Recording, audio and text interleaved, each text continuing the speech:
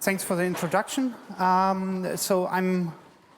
name is Bernd. I'm working for a company which is located here in Zurich, working on a product that is named, actually the company is named after the product called KNIME. It stands for Constant Information Miner.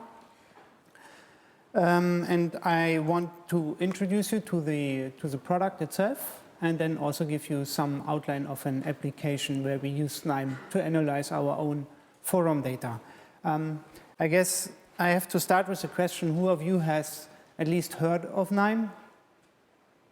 Okay, this is like 6. That's, who of you has used it then out of these 6? 1, 2, including Aaron, who's working okay, so the outline of this talk is kind of that I want to give you an overview of the company and the product. I think I have to stretch that a bit, given your feedback. Also give a short demo on how KNIME works so that you kind of see how it really behaves. And then look at one concrete example that we presented at one of our user meetings. And then open for questions and beer. Is there beer served later? I don't know. Okay, so just a brief history of KNIME. So it all started as a university project 10 years ago at the University of Constance. And then there was a kind of a spin-off into a company which is now in the Technopark here in Zurich. And then I think one of the key points why KNIME is successful is that we have a long list of partners, commercial vendors, which add extensions to the KNIME open source platform and make that available to their customers. Since we are open source, we don't really know how many users or customers. No, actually we know how many customers we have, but not really how many users. But just looking at download statistics and survey data, we know, or we estimate, it's about 3,000 different organizations, whereby we have many users in the life science areas, but also in other areas like business intelligence, analytics, and that area is actually growing. In 2010, KNIME was named a cool vendor by Gartner, so cool vendor for analytics and business intelligence. So the cool vendor is kind of a label that is assigned to small vendors, to small companies which have potential. Now, very recently, Gartner had another kind of a survey, which they call the Magic Quadrant, where they place different advanced analytic platforms. And I think that in the meantime, this quadrant is out. So this is kind of only to flash it, because I don't know if I have permissions to show it actually. This is where they put KNIME up in the top right corner, where they also put the big players like SAS or SPSS from IBM. And just to give you a comparison, so we are a company with like 15 people, and SAS and SPSS, they have thousands of people. So who is using KNIME? So we have, fortunately, a list of customers and different, and it's used in different areas. So what you see here is automotive, publishing companies, telcos, and then also a lot of pharma companies which use KNIME. That's a screenshot of the application. I'm going to show you more of the application in a second. The really interesting part is the window that you see in the background, and that what we call a little workflow that describes what you want to do with your data and how you want to design your data process. Then you have a couple of views also. And these different nodes and views, they come from different extensions. And these workflows are usually designed that you have to read your data, of course. So that's the data acquisition part. That can be very simple, like just reading a plain text file, but also connecting to a database, reading specific file formats. For instance, here PML, which is a machine learning standard, or let's say just an XML dialect for describing predictive models. Then most of the time you spend with preprocessing your data, so there is a large category of nodes that allow you to group your data, sort your data, filter your data. So those are all these yellow nodes. Then you have the step where you actually do some analysis. For instance, you learn some model, and then you also have some predictor. Like here, you have the decision tree learner that produces a decision tree model, and then you have a predictor that, in this case, predicts your training data. And then you also have, for instance, other appliers, like a PML appliers, which you can just use to score a predictive model. There is also a couple of visualization nodes available. I'm going to show that in a second. And I think with these visualization nodes is that they are kind of linked, and that if you make a selection in one of these views, you see the selected records also popping up in the other views. And then if you want to take it a step further, you look at external extensions and contributions to KNIME. So what we provide as part of the open source release is also an integration with the R-statistics package, also Weka, and then also more domain-specific extensions, mostly in the chem informatics space. KNIME itself is written in Java and based on Eclipse as a rich client platform. We have different integrations also with Bird, which allows us to generate reports. So Bird is some business intelligence and reporting platform for generating static reports. I have an example in a second. Here, just a couple of extensions that are available. So there are different extensions here. The ones that should be of interest for you is, I guess, R and Weka, and also the text and network analysis. I have an example on that later. Okay, with that, I'd like to start a little demo just to show you the application. So that's KNIME. On the top left side, you have what we call then the workflows put into different workflow groups. And then you would start with some workflow that you create. And that is then shown here in the center, which is empty. And into that workflow, you can drag different nodes that allow you to do something. You have an outline here, some console, and also some help text. If you click on one of these categories, you see what's actually in that category. So let's suppose we just want to read a data file, visualize the data file, and then learn, for instance, a decision tree. So you would start with reading the file using the file reader, for instance, drag it on. Now that is an unconfigured node. You see the traffic light, so it's now red because it doesn't know what to do, and you also get an error message. Now you right-click, you configure it, and you point it to some file, for instance, the iris dataset, of course. Now it's yellow, which means it's configured and it can be executed. And I can immediately look at the output data, and here I see my iris dataset.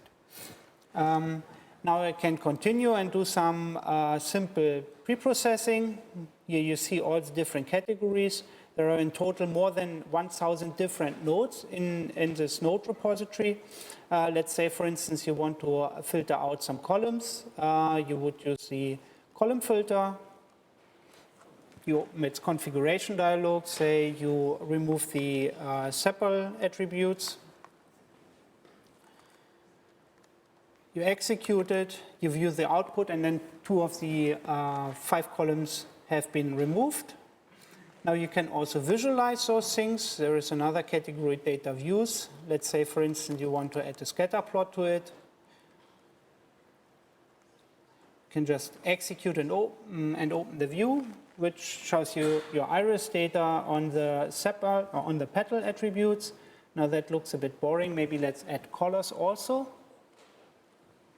so that we have a coloring based on the final class. So we would use column manager.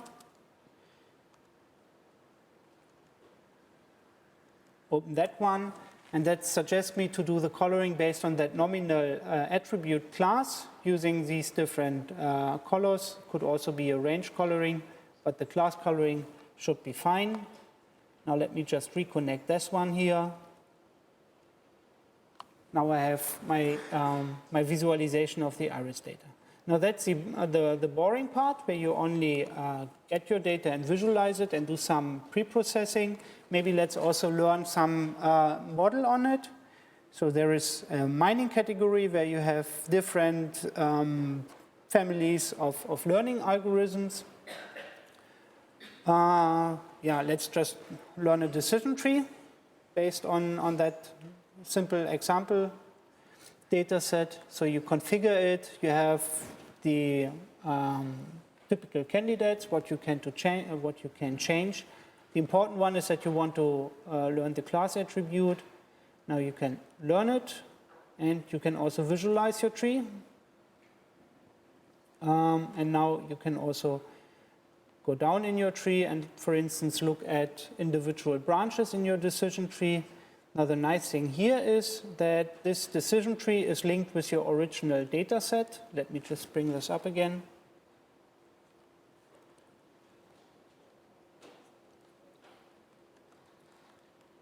For instance, if I'm interested in this particular record, so these in total 54 different records, I could just highlight that branch and it would populate to the other views as well. And this is true for all the views that you find in KNIME, so also including parallel coordinates and box plots, etc. So that's very useful. Also, what comes out here is a PMML model that describes the model that you have learned, and then of course you can either save that or you can also use that model later and do some prediction on some new data. So for instance, you would use the decision tree predictor and have a different data set, some unknown data set that you want to predict. Or if you want to take the shortcut, you just again predict your training data. If you run this, visualize it, then of course you have your input data and the one selected class attribute or the predicted class. Now that was my short introduction to KNIME. Now some application that I want to show. That's an application that it's a white paper that we wrote to describe some of the functionality in KNIME. And that white paper was concentrated on the analysis of the KNIME forum. So there is a public forum where people can ask questions regarding KNIME, and then often they also get answers. There are a couple of thousand posts. And we wanted to analyze it, see who has, there are different challenges here. First of all, you have to get the data, which is just from a web page, into the KNIME application, then extract some simple statistics, which I don't think is very interesting for this meetup, but then also, for instance, classifying topics and categorizing the different posts and see what people discuss, and then also look at user relationships, so which users are very active in which domains or which areas of the forum. So I'm just looking at the last two challenges here, which is classifying the posts. Now the problem is that we don't really have learning data here, or let's say we don't have a training set where someone has told us what the specific classes of a specific post. So what we were using then instead was the online documentation that you also find on the web. So the online documentation of individual nodes. Let's say, for instance, you have a sorter node, then there is an online documentation, there are some keywords popping up, and these keywords kind of allowed us to assign individual posts to, for instance, the data manipulation category, because the sorter is in that category. It's not something where we would write a scientific paper on, but it nicely demonstrates what you can do with that application. Here's an example of the forum. So, for instance, someone posted a question on how to use some boosting learner node in KNIME, and there are some, of course, there are some keywords, like the title is already a very descriptive keyword, and then we use the description that you find in KNIME in order to classify the posts, or at least, let's say, categorize the different posts. Now let me show you a quick demo again. First off, the workflows that I show are also available publicly, and also that white paper is available publicly. What you see up here is my KNIME Explorer, which has all the workflows that I create here, but also it has a connector to a public example solver where you find different small workflow examples that show you how to use, I don't know, loops, the R integration, web analytics, OpenStreetMap, and also the forum analysis workflows that I'm going to show. I downloaded those already, which are here. And here would be such a more complex workflow with a couple more nodes. And I'd like to walk you through that workflow very briefly.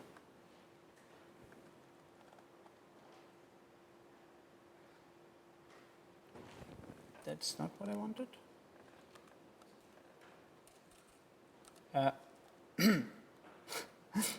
Hello? Okay, so this is the workflow. What you see here is kind of, up here is our training step, or it's the data acquisition step where we learn, where we read the online documentation from all these different nodes. Like for instance, you have that tree ensemble learner here, which is a random forest-like implementation, and then that one also has an online documentation.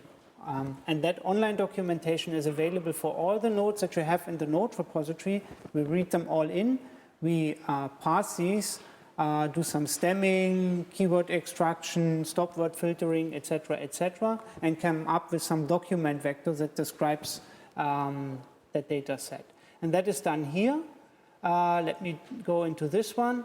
What you see, for instance, here is a KNIME loop that for each node that we have in our node repository scans the online documentation. So you can implement loops in KNIME that do certain things. In this case, just iterating over a list of files. So that gets read in here and preprocessed a bit. And what comes out is, for instance, this data file here, where you see the description of the individual nodes. So there is some header that we have to strip, some footer that we have to strip, but as you scroll down, you see there is a lot of text here. Now there is a bit more manipulation going on here, like removing footer and header, etc. And then we enter the text processing meta node. So I missed to mention that those things here are meta nodes. Meta nodes are encapsulation of sub workflows. So it allows you to tidy up your workflow and to reuse these functional units. So we pass these different documents here to punctuation erasure, removing very short words, numbers, case conversion, stop word filtering, some word stemming, etc. Keyword extraction, according to some algorithm here. What we end up with is what we call a bag of words, where you have different keywords and associated with different documents. you can extract the document vector from that, and then you have very sparse metrics with different keywords, zeros and ones, and that is then fed into that random forest learner. Again, this is very similar to what we saw before with the decision tree learner, where you have some learning and some prediction step. And this is only to kind of see how good our classifier performs on the same domain. So for instance, that scorer node here would give you statistics like the accuracies, F measures, kappa values, etc., etc. Let's not look at the numbers too closely. Instead, what we did here is we learned a model on the entire data set and then fed that into the branch down here. And this is actually the more interesting part, where we parse the KNIME forum data set and come up with this big data file, 20,000 rows, with the text as entered on the KNIME forum page. We do a similar data preprocessing, a document vector extraction, etc., kind of synchronize the different domains, and then we can apply that model from up here. Now this is a bit more post-processed and then eventually fed into what we call our reporting extension. And that reporting extension is accessible through this magic button up here. Let me just show you briefly how the reporting looks like. So that's the report editor. It's a very simple report, just a couple of graphs that you can then run. And this will, for instance, generate a PDF file where you see the statistics.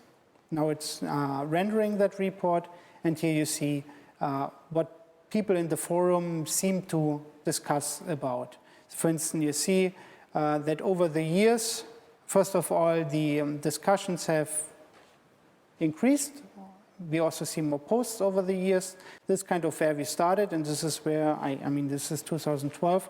You also see a trend, like, for instance, this particular line here corresponds to the flow control, which is automating workflows, parameterizing workflows, looping in workflows over different files, over different optimization problems, etc. That wasn't really available in the earlier versions of KNIME, but then since then has increased. So this is kind of, we have a good feeling this is actually true. Okay, continuing with that one. One more example that I don't think I want to go into detail because I guess I run out of time. Yeah, the other challenge that we had was to look at users. So who's raising a lot of questions, who's responding to many of these questions, and then kind of visualize that in some nice PDF file. Also, using some tag clouds to see what is actually discussed in the different categories of the KNIME forum. Yeah, so you have someone who's posting a question, you have people asking the questions. The report that comes out of it looks like this. So for each of the categories that we have in the forum, you have kind of a tag cloud where you see words that have been used a lot in the context of that particular category, and also kind of a connection table between different users, where you see, for instance, many people have asked questions. Those are the items shown here in orange, and there is, at least at that point, there was one person mostly responding to that. He's shown here in blue, Kilian, who is also the author behind the text mining extension, which this part of the report is all about. Just to give you a brief overview of that workflow again. That would be this guy here. Again, that needs to load.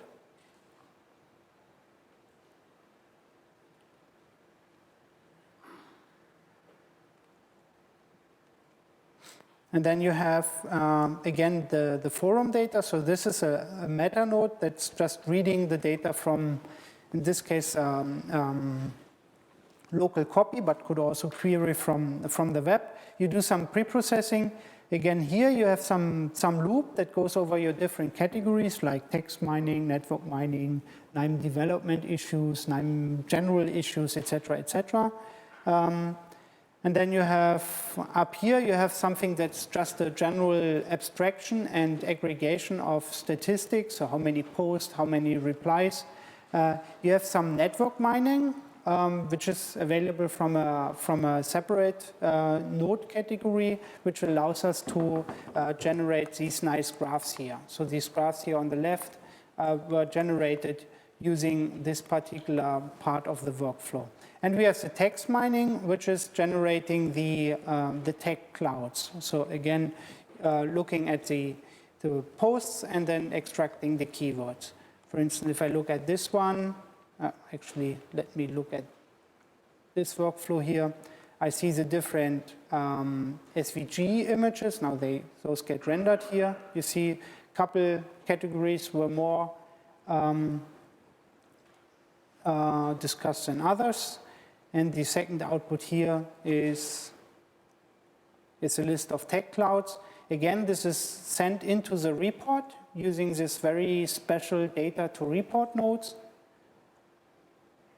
Switching to the reporting perspective and again rendering the PDF. This may take some time because it's now generating all these or putting the images into the report.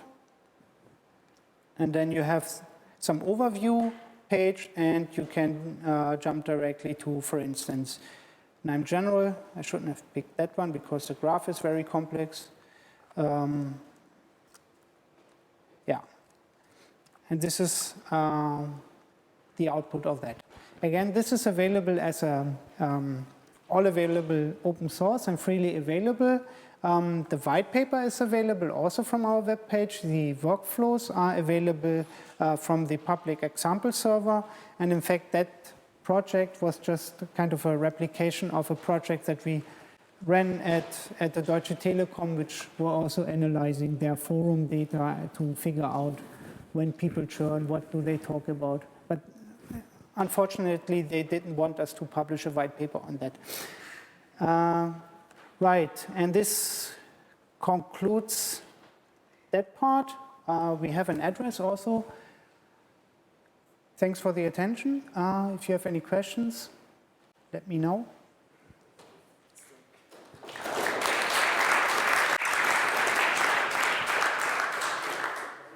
Maybe a quick question before we move to the apero, which is just outside to the left.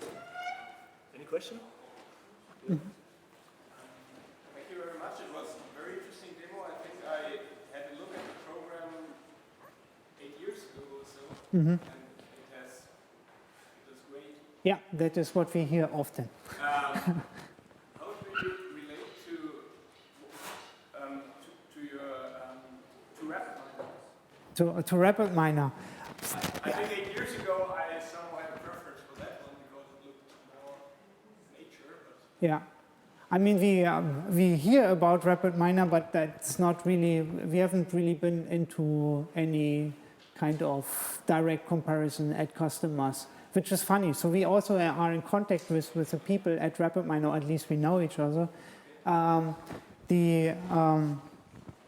we haven't really been in direct competition at any of the people using that type of software. I mean, they have, might be a nice product too. I don't know it too well.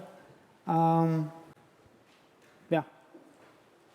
I mean, when we go into larger clients, then we often hear more about ZAS and SPSS and not so much about RapidMiner. how do you make your money? I was asked to not make a sales pitch out of this, but thanks for the question. No, actually, the company also has commercial extensions available, which allow you to use KNIME in more in a larger enterprise organization. For instance, we have a server application that allows you to upload workflows, run them in an automated way, easily share workflows between small groups, for instance. That's another extension. Yeah, but also making the point here that all of the functionality itself is open source. So there is no limitation in the number of cores or the data sizes and data sets that you can handle. So this is all available as part of the open source. We only support larger clients in making better use of KNIME by deploying it in a web, for instance. And there was one more question. My question was about that, how well it can scale, scale on multiple servers.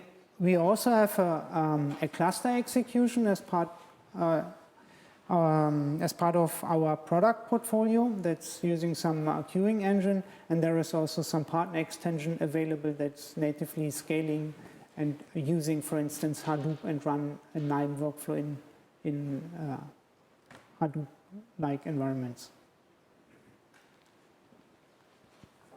One more question?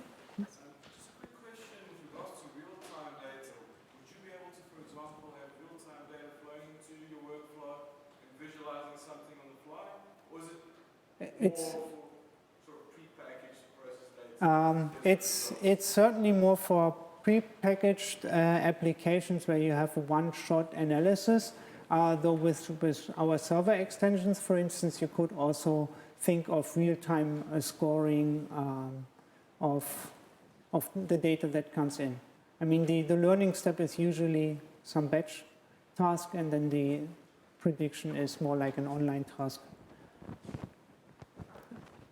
Last question. How is it compared to rapid miner or Becker? Because I see that it's clearly more user-friendly from what I can see, but does it come across the model building or validation? There is, unfortunately, I don't have there is another survey by Rexa Analytics which compares different open source tools, also including Becker and Rapid Miner. It's a different toolkit. I mean, we are well known for our kind of ease of use and also our model building. I think what you find is that there are a couple of algorithms available in KNIME which are not available, for instance, in Becker and vice versa. Though just counting the number of models that you can learn, for instance, in Becker is much larger than what you find in KNIME. Okay, but also in KNIME it's called a bit higher. Yeah. Who of you knows KD Nuggets? A few people. KD Nuggets has a tendency that software vendors just ask their users to vote, and we did that in the past, and then we didn't do it anymore. We more rely on real surveys like this Gartner survey or the surveys that were done by Rexa Analytics. But yes, KNIME is kind of known, but it's not so well known like Becker or other open source solutions. Though we have a Becker integration. Since Becker is only a machine learning library, there's a very nice integration of all these Becker nodes that you find also here in KNIME. Now for 3.6 or 3.7, and if you expand this, it continues. Okay. Thanks a lot. Yeah. I'm sure we can discuss further with Bernd. Thank you.